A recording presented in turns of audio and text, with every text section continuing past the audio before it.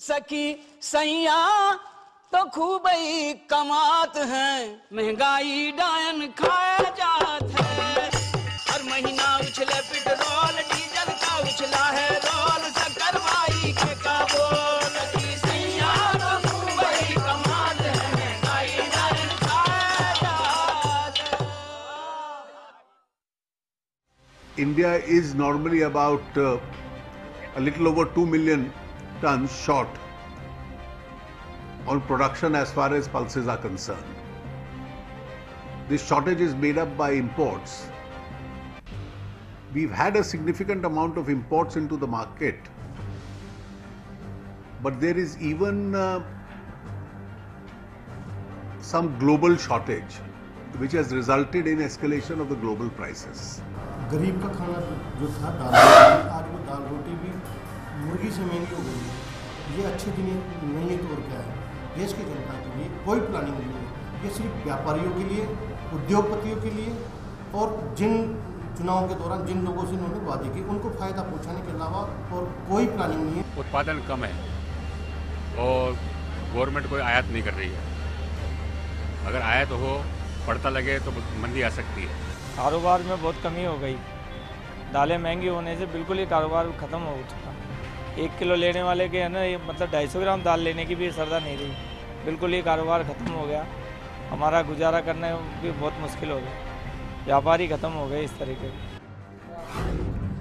और अब रुक करेंगे, फ़ोन पर जुड़े हैं मेरे सहयोगी दिनेश डांगी। आज बाजार में थे, जो तस्वीरें आप देख रहे हैं, जो रिएक्शंस आपके सामने हैं, वो सब उनके जरिए हम तक पहुंचे हैं और उन्हीं के जरिए समझना चाहेंगे कि उनका क्या पहलू, उनको क्या लगता है, क्योंकि उनका एक इशारा था कि दाल की कीमतें फिलहाल काबू में नहीं आएगी। दिनेश, आपसे ये जानना चाहते हैं कि क्या बड़ी वजह है कि कारोबारी मानते हैं कि दाल की कीमत और बढ़ेगी? जी देखिए, एक्चुअली जो दालों की जो है लगातार आसमान छूते जा रहे हैं दाम, और जो बड़े कारोबारी है जयपुर का, उनका साफ कहना है कि दिवाली तक जो है यही भाव है, स्थिर रहेंगे। और उन्होंने ये और दावा किया कि 10 से लेकर 20 रुपये जो है प्रति किलो हर दालों के बढ़ेंगे। तो ऐसे में उन्होंने कहा कि सरकार ज्यादा से ज्यादा दाल जो है आयात करती है। इसके अलावा दिसंबर लास्ट तक जो नई जो खरीद की दलहन फसलें थी तैयार हुई थी, उन्होंने जो है अभी किसान है, असली इसमें नई बात है कि किसान ज्यादा दाम जो है व्यापारियों से लेने के चलते उन्होंने अपने जो कटी हुई फसल है वो घर पर रख लिया है। तो वो भी उनके जो है किसानों के घर स्टॉक हो गए। ऐसे में वो कम मार्केट में जो है किसान बेचने आते हैं और वो नई जब दलहन की फसल कुल मिलाकर कहा जा सकता है कि इशारा आपका इस ओर है कि अफवाहों पर बाजार ज्यादा चल रहा है इस वक्त। जी बिल्कुल, जिस तरह एक बार गवार को लेकर किसानों ने स्टॉक किया था, कुछ ऐसे ही हालात यहाँ हो गए, क्योंकि प्याज के दाम जब बढ़े थे तो किसानों को उसका जो है ज्यादा मुनाफा नहीं मिला, पैसे नहीं मिले, रुपये नहीं मिले। लेकिन अब उन्होंने जो चौला, मूंग, मोर जैसी जो दलहन की फसलें तैयार की थी, काट कर उन्होंने अपने घरों पर रख लिया है। और जब व्यापारी और कारोबारी या मंडी के जो कारोबारी उन्हें ज्यादा पैसे देंगे, तभी जो है किसान जो फार्मर है उसको मार्केट में लाएंगे। और कारोबारियों का साफ कहना है कि जब तक वो नई पैदावार मार्केट में नहीं आएगी, दिसंबर तक लास्ट तक उम्मीद है कि नई जो दलहन फसल है मार्केट में आएगी, तभी कोई जो रेट है वो दालों के डाउन होंगे। चलिए दिनेश, बहुत बहुत शुक्रिया आपका इस जानकारी के लिए। इसी के साथ कॉलर हैं मांगीलाल जी हनुमानगढ़ से। बताइए मांगीलाल जी, आपकी क्या राय है? सर मैं ये कहूंगा कि कांग्रेस ने देश को लूटा, नरेंद्र मोदी भारतीय जनता पार्टी देश की भावनाओं को लूटा।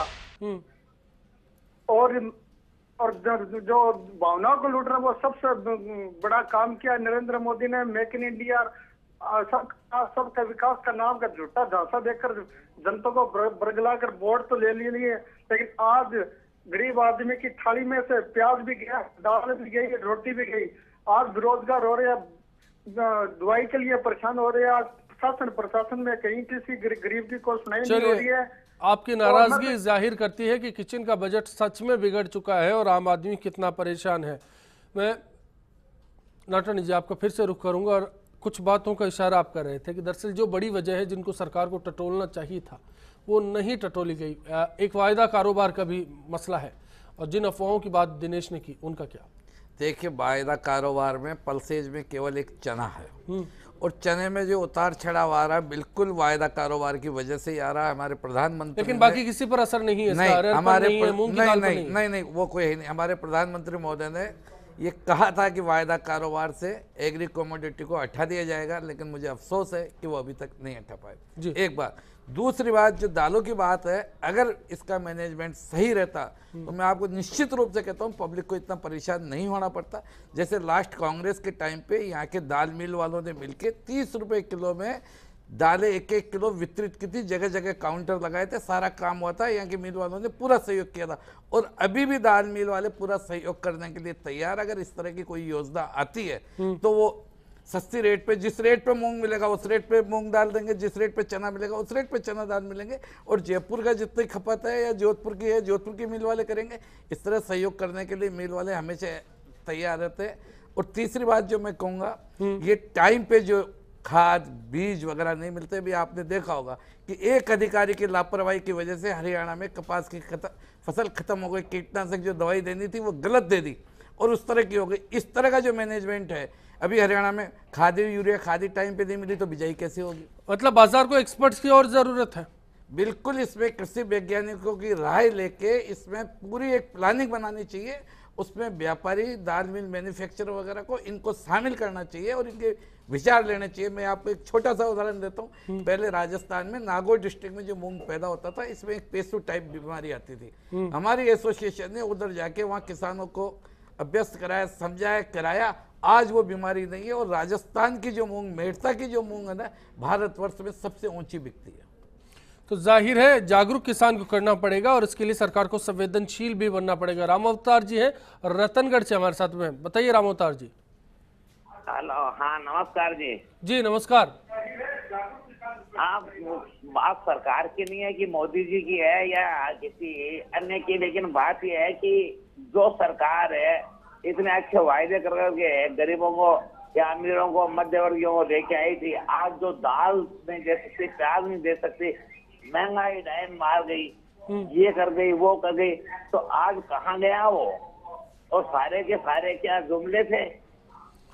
चलिए मैं लौटूंगा इस पर। बहुत बहुत शुक्रिया आपका लक्ष्मीकांत जी। लोग जानना चाहते हैं कि जुमले थे क्या, देखिए क्यों जो सरकार से अपेक्षाएं हैं, उम्मीदें हैं, उन पर खरा नहीं उतरे। जो लोग इस तरह की बातें कर रहे हैं वो एक तरफा बात करते हैं। देखिए, मध्यम वर्गीय लोग और गरीब लोग जो बैंक में जाते हैं, जब वो लोग पहले बात करते थे तो एक तरफा नहीं थे। मैं आपको सर वो बता रहा हूँ, जब गरीब और मध्यम वर्गीय व्यक्ति घर बनाने के लिए बैंक में जाता है तो उसको पता लगता है कि जो कांग्रेस के राज में 10.5% पर इंटरेस्ट रेट उसको मिला करती थी वो 9.5% पर है। इसका भी, ये भी उसको फायदा है, उसको सस्ता मिल रहा है। आप उसकी चर्चा नहीं करते हैं। आप और वो बहुत सारी चीजें जिसकी कांग्रेस से कंपेयर करके हमने सस्ती की। आप जिस चीनी की बात कर रहे हैं कि जी चीनी महंगी हो गई, मैं निश्चित रूप से मानता हूं कि पिछले वर्ष जो चीनी की कीमत थी उससे इस वर्ष चीनी महंगी हुई है। लेकिन आप चीनी को कंपेयर करिए कांग्रेस के राज से, उस वक्त जो चीनी की कीमत थी उस और आज की चीनी की कीमत में अंतर नहीं है क्या? आप देखिए टमाटर की फसल, राजनीति के सवाल पर तो आप खुद लौटाए। टमाटर की फसल और प्याज की फसल, ये कोई भी सरकार हो, आरोपों के सिलसिले पे आप क्यों लौटाए? देखिए, आरोप की बात नहीं, सरकार कैसे करेगी? संवेदनशील है कि नहीं? मैं लौटूंगा लोकेश जी आपके पास में। संवेदनशील है कि नहीं, आप उस पर बात कीजिए। देखिए, आरोप के सिलसिले पर लौट कर नहीं आया अश्विनी जी। मैं उस बात का जवाब दे रहा हूं जिस पर आप ये कह रहे हैं कि सरकार इस बात पे लोगों की भावनाओं का ध्यान रख रही है कि नहीं रख रही है। मैं बता रहा हूं आपको कि कुछ चीजें जरूर महंगी हुई हैं, इसमें किसी को कोई डराई नहीं है, लेकिन बहुत सारी चीजें ऐसी हैं जो सीधे व्यक्ति से जुड़ी हुई है, गरीब व्यक्ति से जुड़ी है, वो सस्ती भी हुई हैं। अगर उसकी भी चर्चा की जाएगी तो लगेगा कि सरकार अच्छा काम कर रही है। लेकिन जो चीजें महंगी हुई हैं, निश्चित रूप से सरकार उसको लेकर संवेदनशील है। मैं आपको पहले भी 10 उदाहरण दे चुका हूं, उनके लिए काम किया जा रहा है। सरकार ने, देखिए क्या अभी जो नटानी जी बता रहे थे कि उपभोक्ता और किसान, पहले की जो सरकारों की नीतियां थी उनमें से दोनों में से एक को मरना ही होता था। लेकिन ये सरकार जो आज जो कृषि मंत्री का बयान आया है, आप अगर उसको उठाकर देखेंगे तो ये उपभोक्ता को भी राहत देना चाहती है और किसान को भी समृद्ध करना चाहती है। चलिए लोकेश जी आप बताइए, क्या समृद्ध हो पाएगा? 10 सेकंड सर, 10 सेकंड। इसलिए सरकार किसान से बाजार मूल्य पर उसका उत्पादन खरीदकर उपभोक्ताओं को सब्सिडाइज करके नीचे देगी। चलिए लोकेश जी आपकी राय बताइए। देखिए, बड़ी विडंबना है, जैसे ही जवाबदेही की बात आती है तो साथी मित्र जो हैं हमारे भारतीय जनता पार्टी के प्रतिनिधि बौखला जाते हैं और ऐसे उदाहरण देते हैं जो कि जमीनी स्तर पर, जिनका सीधे तौर पर जब दाल की बात आती है तो ये बैंक के कर्ज की बात करते हैं, जब प्याज की बात आती है तो ये किसी और तरह का उदाहरण देते हैं। दाल और प्याज तो से इन्होंने निकलकर शुरू बहुत से यही बातें कर काम चुके किया हैं है। जी। इन्होंने दाल और शुरू प्याज से से निकलकर यही आप बहुत काम बातें किया कर है। चुके हैं। लक्ष्मीकांत जी लक्ष्मीकांत जी बात होने दीजिए, बहस होगी। बोलते हैं उसको याद नहीं रखते। लक्ष्मीकांत जी बहस होगी, मेरे ख्याल से तो उलझ जाएगी। बहुत बातें कर चुके हैं पहले। लक्ष्मीकांत जी इंटरप्ट ना करें, मेरे ख्याल से सार्थक बहस पर तो सही सुनने का मादा रखिए। जगह आप बोलते हैं तो सुननी भी चाहिए आपको। देखिए लक्ष्मीकांत जी, जो मुद्दा है उस मुद्दे पर जवाब जनता मांगती है। आप देखिए जनभावना, लगातार जो कॉल आ रहे हैं उन कॉल के माध्यम से आपको पता लग रहा है कि किस तरीके से आक्रोश है जनता में। जनता कह रही है कि आपने ऐसे ऐसे वादे किए, ऐसी भावनाओं को आपने लोगों को पूरे तरीके से केंद्रित करके चुनाव को जीता और ये कहा कि हम इस देश से महंगाई को दूर करेंगे। अब आप महंगाई को दूर कर पाने में सक्षम हो नहीं रहे, कोई आपकी तरफ से मैनेजमेंट ऐसा हो नहीं रहा जिससे दिखाई दे कि आप ऐसे कदम उठा रहे हैं जिनसे महंगाई कम होगी। एक तरफ तो आप ये कहते हैं कि हम 10,000 टन का आयात कर रहे हैं, दूसरी तरफ आप ही के वित्त मंत्री कह रहे हैं कि जो मांग है वो 20 लाख टन की है, तो कहीं कोई तारतम्य नहीं है। और दूसरी जब बात आती है कि आपने सीधा सा कहा कि हम कंट्रोल कर लेंगे, कंट्रोल करने का कोई फॉर्मूला ऐसा नजर नहीं आ रहा जो आप देश की जनता को बता सके। क्या बताया आपने? चलिए हिमांशु जी, मैं आपसे जानना चाहता हूँ कंट्रोल करने की फॉर्मूले पर क्या काम हो रहा है? स्टेट गवर्नमेंट है सर, हिमांशु जी स्टेट गवर्नमेंट भूल जाइए, मेरे ख्याल से आरोपों में ना जाए प्रदेश में लक्ष्मीकांत जी और लोकेश जी। ज्यादातर प्रदेश में भारतीय जनता पार्टी की है, एक दो स्टेटों में आपकी भी सरकार है, आप फिर गलत जगह चले गए। आपने क्यों नहीं उठाया? कांग्रेस मुक्त भारत की बात कर रहे हैं, इस देश की जनता को आपने छला है, आपकी स्टेट ने देश की जनता की भावनाओं को आपने लूटा है। और जिस नरेंद्र मोदी ने इस देश की जनता को जो स्वप्न दिखाए थे वो चकनाचूर हो चुके हैं। मैं आप दोनों को रोकूंगा प्लीज। देने की बात आती है लोकेश जी और लक्ष्मीकांत जी, लोकेश जी, लक्ष्मीकांत जी, ये बहस का तरीका नहीं है, ये बहस का तरीका नहीं। हिमांशु जी प्लीज, यही आपका काम है, आप बताएं। हिमांशु जी बोलिए आप। मैं किसी पर्टिकुलर राजनीतिक पार्टी पर टिप्पणी नहीं करूंगा, किसी सरकार पर टिप्पणी नहीं करूंगा। हाँ। सॉल्यूशन जो है, अगर सरकार को महंगाई से निपटना है तो सरकार को इस तरीके से निपटना होगा। सरकार को पहले एसर्टेन करना पड़ेगा कि डिमांड किस चीज की ज्यादा है। अगर किस पर्टिकुलर दाल की डिमांड ज्यादा है तो उस दाल का हमें उत्पादन करना है। किस पर्टिकुलर वस्तु की डिमांड ज्यादा है उस वस्तु का हम उत्पादन करेंगे। आजकल जो विचारधारा देखी गई उसमें देखा गया पहले तो हम उत्पादन कर लेते हैं, उसके बाद हम मार्केट ढूंढते हैं कि हमें अब इसके लिए मार्केट ढूंढना है। ये चाय के साथ हमारे देश के अंदर हुआ था। चाय की हमारे यहां डिमांड नहीं थी, पर चाय का हमने प्रोडक्शन किया और उसके बाद सब्सिक्वेंटली हम अंग्रेजों ने भारत को चाय का मार्केट चुना और चाय का फिर धीरे धीरे डिमांड बढ़ने लगी। तो पहले हमें एसर्टेन करना पड़ेगा कि डिमांड किस चीज की है। जब हमें पता चल गया कि डिमांड इस दाल की ज्यादा है, उस दाल का उत्पादन करना। उसके उपरांत क्या करना? उसके उपरांत जो मूल्य है दाल का, उत्पादन मूल्य, वो हमें पता होना चाहिए कि दाल का उत्पादन मूल्य क्या है। उसके बाद जो प्रोसेस हो रहा है उस प्रोसेस में कितना चार्ज लग रहा है और सब्सिक्वेंटली मैक्सिमम रिटेल प्राइस क्या है। लगातार श्याम जी ने भी यहां पर तो किया। उसका हमें डिफरेंस पता चलेगा। तो अगर किसी एक पर्टिकुलर दाल में मुनाफा, सरकार के हिस्से में ये काम है और सरकार को करना चाहिए, सरकार को ये काम करना पड़ेगा, जाहिर है, और वो नहीं हुआ। एक ब्रेक के बाद तुरंत लौटते हैं, चर्चा जारी रहेगी। खाद्य आपूर्ति की जो आए दिन की चीजें हैं, चाहे वो दाल हो चाहे और वस्तुओं पर आए दिन जो कीमत बढ़ रही है, इससे ये लग रहा है कि इंसान अपना जीवन यापन कैसे करे। सरकार बिल्कुल नाकाम है। हमारे यहाँ पैदावार खूब होती है दालों की, और ये सरकार की नीतियाँ हैं, कालाबाजारी हो रही है। बाजार से कभी प्याज गायब हो जाता है, कभी दाल गायब हो जाती है। अभी विदेश से मंगाया है दाल, वो इतना महंगा पड़ रहा है कि राज्य सरकार लेने को तैयार नहीं है। बंदरगाहों पर दाल पड़ा है 150 रुपये किलो, कौन आम आदमी खा ही नहीं सकता। सखी सैया तो खूब ही कमात है, महंगाई डायन खाया जात है। हर महीना उछले पेट्रोल डीजल का उछला है रोल, शक्कर भाई के का बोल। सखी सैया तो खूब ही कमात है, महंगाई डायन खाया जात है।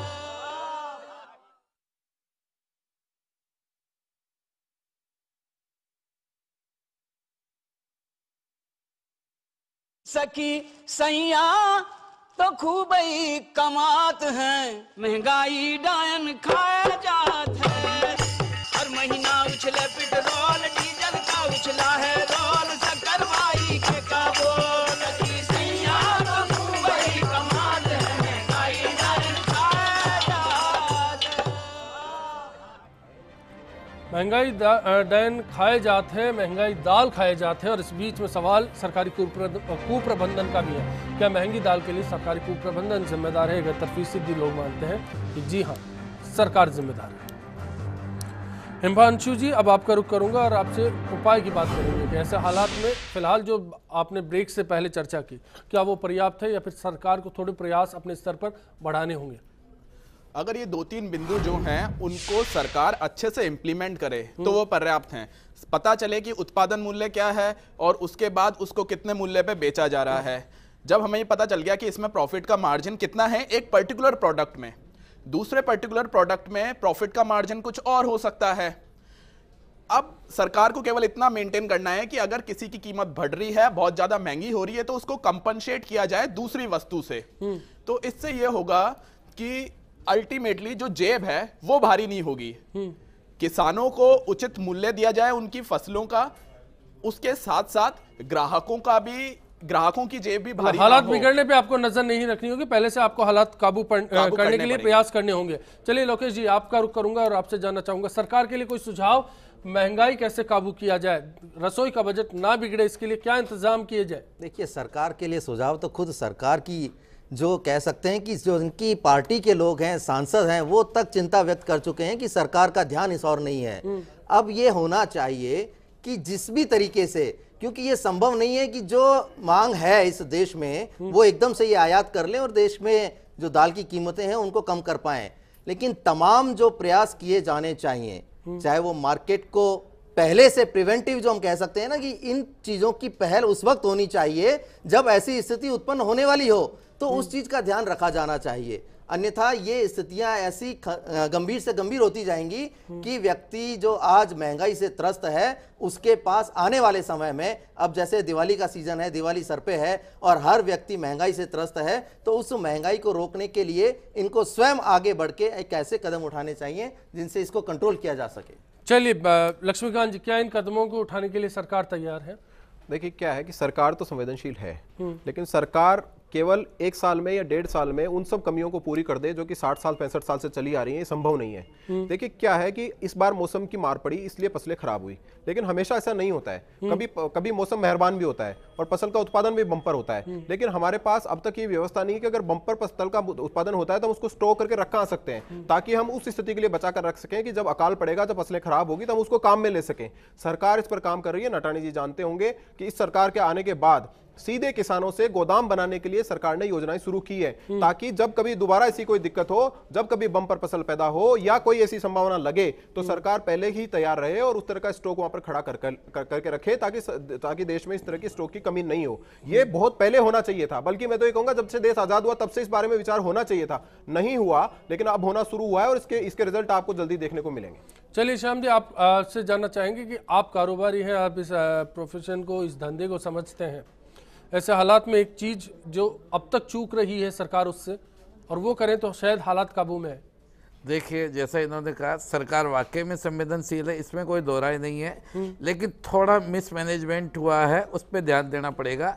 और एक जो किसान अपने यहाँ है उनको थोड़ा शिक्षित करना पड़ेगा। मैं आपको एक बताऊँ, कोई भी जो पल्सेज है वो एक बार जमीन पे 5-6 साल के बाद में वो चीज़ नहीं होती। जैसे किसी चीज़ को मूंग अगर वो बिजाई कर रहा, 5-6 साल मूंग बोएगा, उसके बाद अगर वो मूंग बोएगा तो नहीं बोएगा, उसकी जगह उसको अल्टरनेट चेंज करना पड़ेगा, ऑयल सीड पे आना पड़ेगा, अनाज पे आना पड़ेगा, उसको आना पड़ेगा। इस तरह की बातें जो उसको अगर समझाई जाए तो बात अलग है। आज के लिए जो थ्रेसर से कटिंग होने लग गई, इसमें वेस्टेज बहुत जा रहा है, उस वेस्टेज को रोकना पड़ेगा, क्योंकि करीब मैं मानता हूँ 10 से 15% तक वेस्टेज चला जाता, वो मिट्टी में मिल जाता, टुकड़े हो जाते, वो उस वेस्टेज पे ध्यान देना पड़ेगा। और एक उत्पादन ज़्यादा हो जाए तो उसके स्टोरेज की व्यवस्था के लिए बहुत ही रहना पड़ेगा, और किसानों को सस्ते दर पर ऋण देके उनके भंडारण की व्यवस्था सरकार कर रही है। मैं कर रही है, लेकिन वो बड़ी जगह पे हो रहा है, छोटी जगह पे नहीं है। चलिए, उम्मीद यही करेंगे कि सब जगह हालात बेहतर हो, दाल रसोई के बजट में आ जाए। ये दाल कब गलेगी ऐसा किसी को कहना नहीं पड़े, हर किसी की रसोई में दाल जरूर गले। फिलहाल इतना ही। सभी मेहमानों का शुक्रिया अदा करेंगे और आप सभी से इसी उम्मीद के साथ विदा लेंगे कि आने वाला कल सभी के लिए आज से बेहतर साबित हो।